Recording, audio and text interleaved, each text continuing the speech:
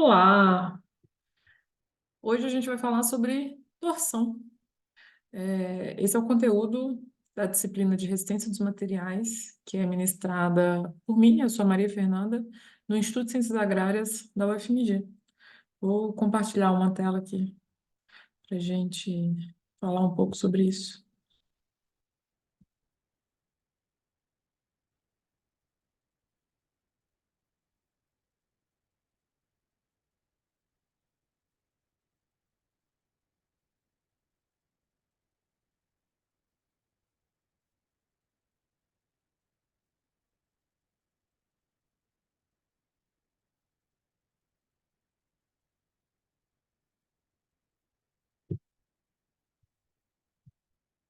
Bom, então vamos lá, né? Seguindo aí. O que é a primeira coisa que a gente fala aqui são os objetivos. Então, vou colocar aqui o que a gente, o que eu espero, né? Que ao final dessa aula você consiga compreender. A primeira coisa e mais importante seria reconhecer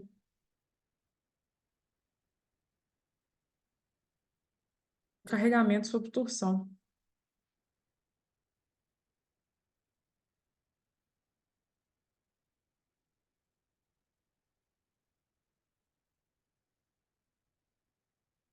Quando eu falo de carregamento, carga, né, forças, no caso da torção, torque, quando que uma estrutura ela está submetida a um caso de torção. Esse é o primeiro objetivo que a gente tem. Lembrando que a gente está falando sobre objetivos de aprendizagem. A partir do momento que eu reconheço, né, um carregamento sob torção, o meu segundo ponto vai ser o quê? Calcular. Vou colocar aqui de forma bem direta, calcular a tensão de torção. No entanto, a minha tensão relativa à torção, ela é uma tensão de cisalhamento. E a gente vai ver isso logo mais.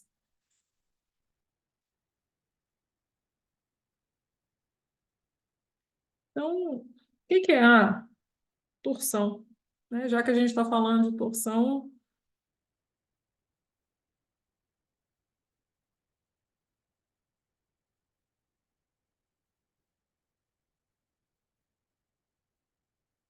já que a gente está falando de torção, o que é a torção?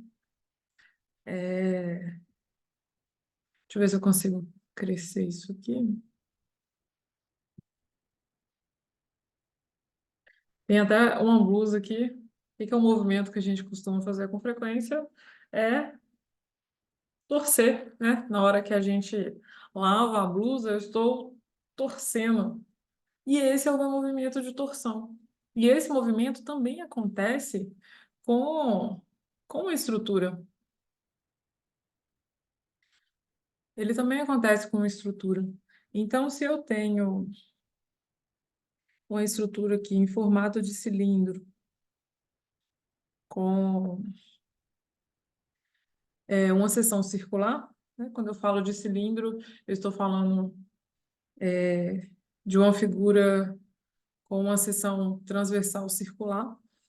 E essa estrutura, ela está submetida a quê?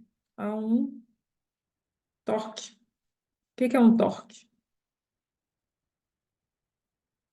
Vocês já viram lá em física, né? A gente tem uma diferença aí de torque para momento. Enquanto momento, a gente aplica um ponto aqui, eu tendo a fazer um giro, digamos, transversal. No caso do torque, eu estou torcendo.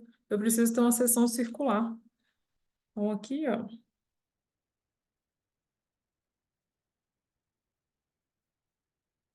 eu tenho uma seção circular. E o que que tem nessa seção circular? Se é um círculo, eu tenho um raio, né? Como tradicional aí. E se a gente pegar, né, esse meu cilindro aqui, que eu estou trabalhando com ele, e traçar umas linhas, Então, eu vou iniciar aqui com as linhas longitudinais, nessa direção são as longitudinais, e vou colocar umas linhas aqui de outras cores, que são as minhas transversais. O que que vai acontecer depois que esse cilindro ele for submetido a esse torque, né? For submetido a esse carregamento que vai me gerar uma torção? É a mesma situação aqui.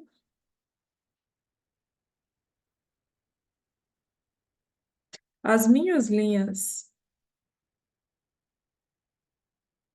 as minhas linhas transversais ou radiais aqui, ó, elas se mantêm constantes. No entanto, o que que vai acontecer com as outras linhas, as longitudinais? Elas vão ficar torcidas. E aí, se meu ponto aqui, digamos, a posição que eu tinha dessa longitudinal antes, vai me gerar um. Aliás, deixa eu colocar de outra cor aqui.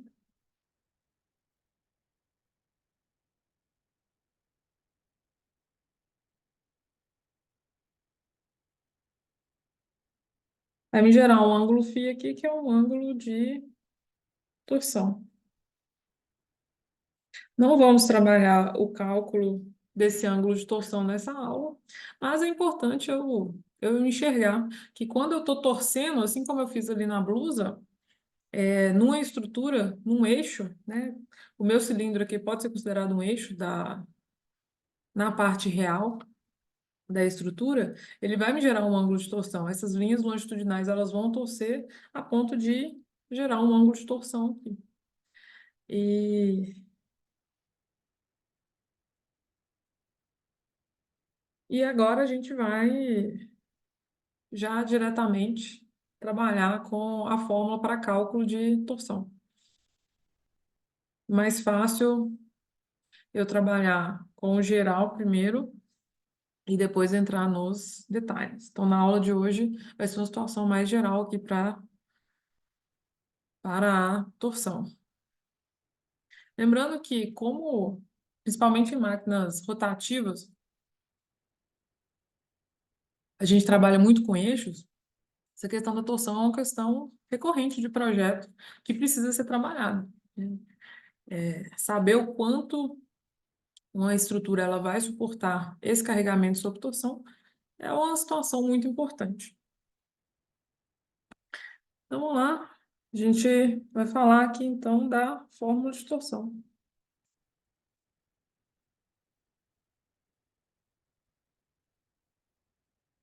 Então, o foco aqui hoje não é desenvolver a fórmula de torção, isso é possível, mas a gente não vai entrar no desenvolvimento, apenas no entendimento.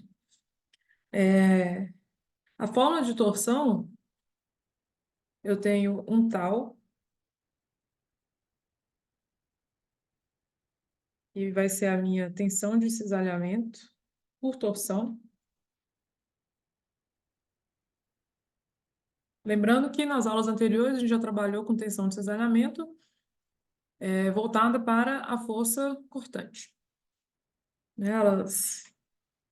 Já desenvolvemos isso anteriormente. Então, essa tensão de cisalhamento aqui vamos chamar de tensão de cisalhamento por torção.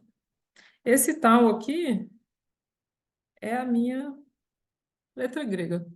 Às vezes a minha forma de escrever não está tão bonita, nada que você não possa dar uma pesquisada aí e enxergar ele mais bonitinho. Então, o meu tal, ele vai ser igual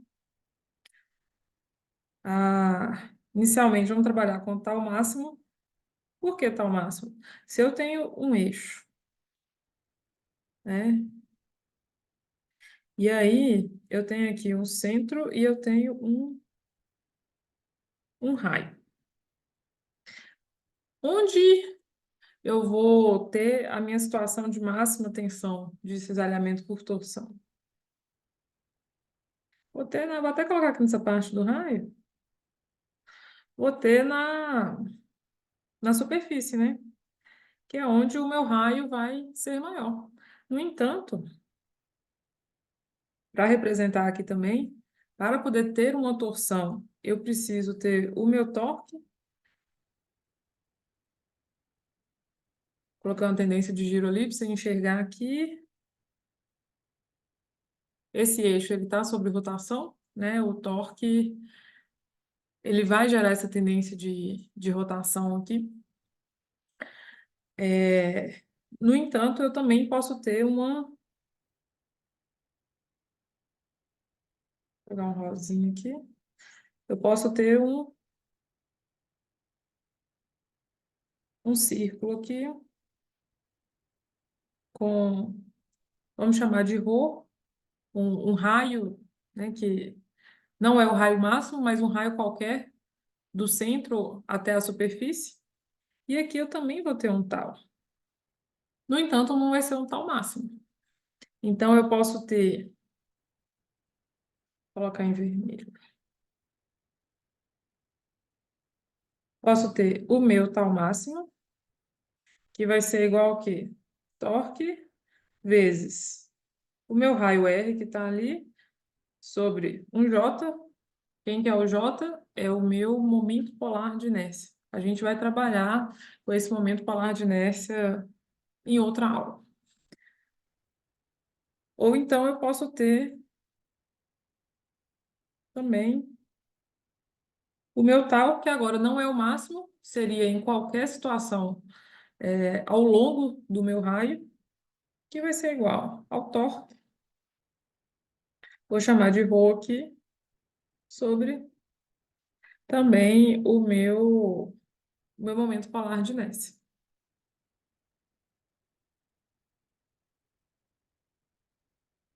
Vamos lá, quem que é o meu T? É o meu torque. Vamos chamar de torque interno resultante. Por que resultante? Pode ser que esse mesmo eixo, né, na estrutura dele, esteja submetido a vários torques. Então, eu calculo a resultante, vejo qual que é o pior cenário, qual que é a situação pior, e aí eu trabalho com esse torque maior que ele vai ser submetido, para poder fazer o meu cálculo estrutural. Torque interno resultante, isso aqui vai ser onde? Na minha seção transversal, que seria ali no meu círculo. Seção transversal é o meu círculo.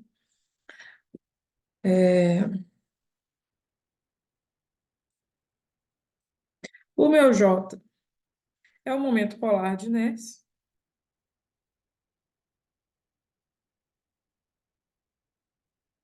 O que é o momento de inércia? É uma propriedade geométrica. O momento de inércia é uma propriedade geométrica da minha seção transversal. A gente trabalha o momento de inércia lá na tensão de flexão também. No entanto, aqui eu tenho um momento polar de inércia, porque a minha seção transversal ela é circular. Então, esse momento polar de inércia ele me dá uma ideia do quanto essa seção transversal tem tendência a giro. Então, por exemplo, se eu pensar aqui, uma seção circular, é uma seção circular, é um círculo. Se ela tem raio menor ou maior, ela vai ter uma tendência de giro maior ou menor? Se ela tiver um raio maior, eu tenho uma tendência de que essa superfície gire mais. Então, o momento polar de inércia ele é diretamente proporcional ao raio da minha estrutura. Então, vou chamar aqui o momento polar de inércia, vou chamar não, já vou colocar a fórmula aqui pronta, não estou desenvolvendo, a gente vê momento polar de inércia lá dentro de estática, em outra aula, que vai ser o meu J igual a π sobre 2 R a quarta, que é o meu raio a quarta. Que é uma situação muito comum aqui dentro do da fórmula de torção, né? Quando eu trabalho com torção, é que o meu eixo pode ser que ele seja tubular, ou a gente pode chamar de vazado. O que é o eixo tubular ou o eixo vazado? É aquele que dá uma colorida nele aqui.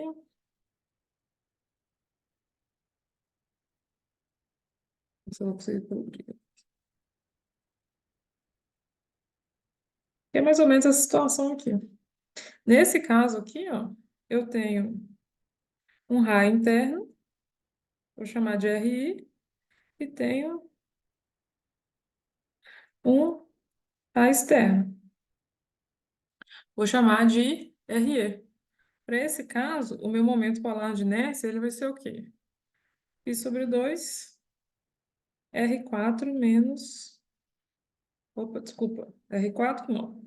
R externo a quarta menos R interno a quarta. O que eu estou fazendo aqui? Eu estou transformando essa figura em uma cheia menos uma vazia. É... Entendeu?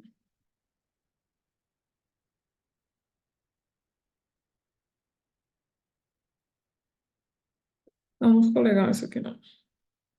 Mas é isso. Estou fazendo o raio externo aqui, menos o raio interno. E aí eu calculo o meu momento polar de inércia. Dentro da minha estrutura, vou colocar aqui um desenho maior.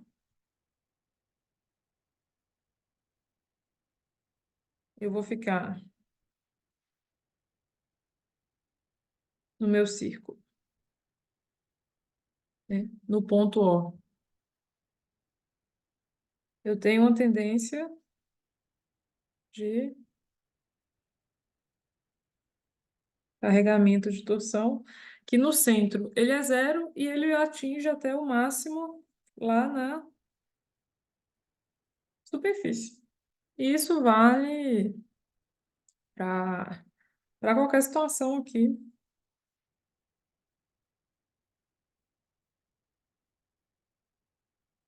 dentro dentro da minha seção circular, que vai me gerar a torção.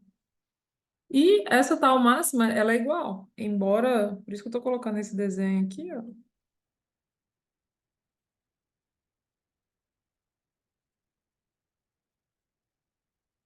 embora eu tenha um valor só, não é nesse ponto apenas que ela está atuando, ela atua na minha estrutura inteira, né, para eu poder calcular.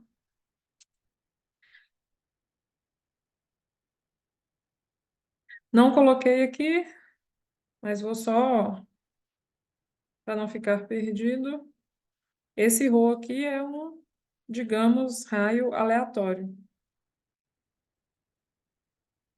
ao longo da sessão. Posso calcular em qualquer ponto dela. Então, vamos para um exemplo, né? Um exemplo pequeno aqui, e na verdade eu nem vou responder ele aqui, vou responder depois. Vou usar essa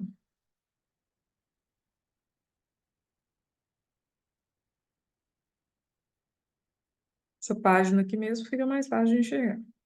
Então, exemplo.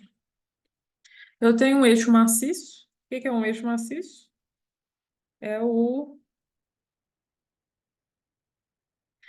eixo que ele é todo completo, né? Aquele eixo todo completo aqui. Ele tem raio igual a 50 milímetros e ele está submetido a uma tensão de cisalhamento por torção máxima igual a 56 megapascal, né? Para entender aí o megapascal, vocês podem dar uma consultada e lembrar como que a gente usa. Quero saber qual que é o torque interno,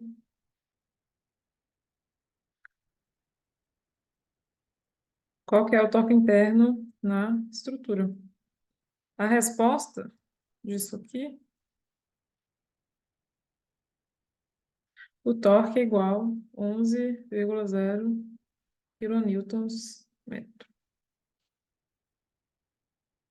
Então, um espacinho aí para poderem resolver essa parte aqui.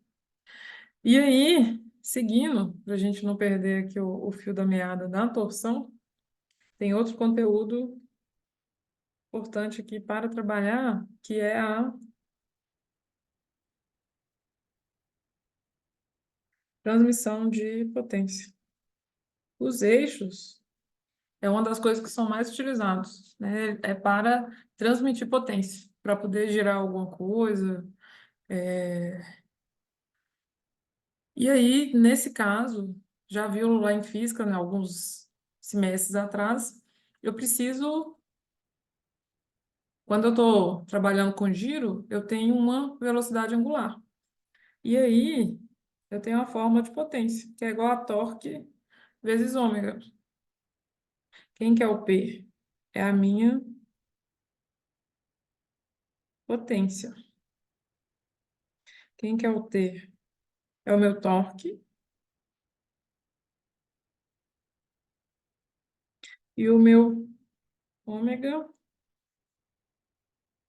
é a minha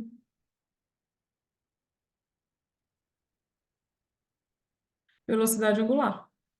Lembrando que a potência, ela costuma ser dada em watts. Vou até colocar isso aqui, né? Ou pelo menos para essa fórmula, ela tem que ser dada em watts. O torque, a unidade de medida dele é em newton-metro. E a minha velocidade angular é em radianos por segundo. E aí, para usar essa fórmula, eu preciso considerar essas três unidades aqui. Caso os meus valores não estejam nessas unidades, eu preciso fazer a conversão. E aí, dessa forma, por exemplo, às vezes é comum máquinas rotativas eu ter valores em RPM. Ah, essa máquina aqui gira até 3.600 rotações por minuto. Eu preciso transformar em radianos por segundo. Não vou colocar a transformação aqui também, pelo menos por enquanto agora não, nesta aula, mas podem pesquisar isso aí que é fácil de achar. E lembrando que potência também, ela é relacionada a um trabalho sobre tempo. A gente vê potência lá nas disciplinas de física ou em outras disciplinas da área térmica. É a realização de trabalho durante um tempo. E, e aí esse eixo, né, com esse torque, a gente pode linkar tudo isso para poder fazer a transmissão de potência dentro de uma estrutura mecânica. Então, vamos deixar aqui mais um exemplozinho. Então, tem dois dentro dessa aula aqui para poder pensar aqui e trabalhar em cima dela.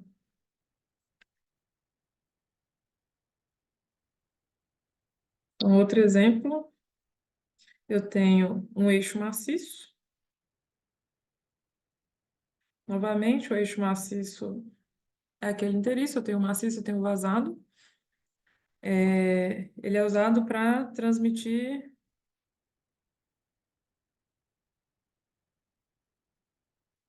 3.750 watts watts de potência dentro de um motor, né? Então, eu tenho um motor acoplado a esse eixo, e esse motor desenvolve o quê? 3.750 watts de potência. Se esse eixo gira a chamar aqui de ômega já direto, né? 175 RPM. Reparem que a minha unidade está em RPM e a unidade lá da fórmula ela é em radianos por segundo.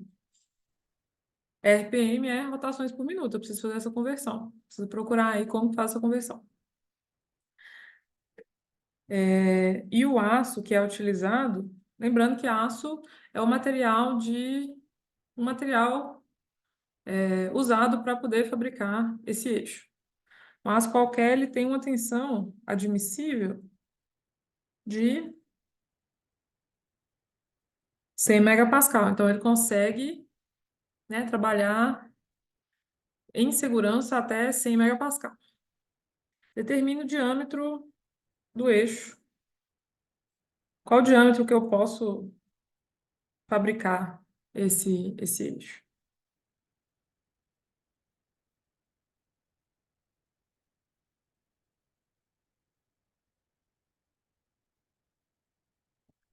Então, informações, eixo maciço, né? Eu quero trabalhar com eixo maciço, acoplado a um motor que transmite 3.750 watts de potência. Se o eixo girar 175 rotações por minuto e esse aço tem uma tensão admissível de 100 megapascal, qual que é o diâmetro que eu posso usar para esse eixo? Né? Mais um exercício aí para poder pensar. E a resposta desse aqui é que o diâmetro é igual a aproximadamente 22 milímetros. E essa é a teoria simples de torção de hoje, só para a gente poder pegar a ideia. E em outro vídeo aí a gente resolve esses dois exemplos, dois esses exercícios, que é para poder pensar um pouco sobre eles sem ter a resposta pronta.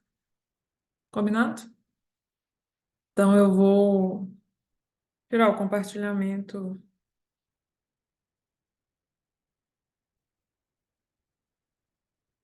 tirar o compartilhamento aqui. E obrigada. Você ficou aqui até esse momento nesse vídeo. Nos vemos em outro vídeo por aí. Até mais.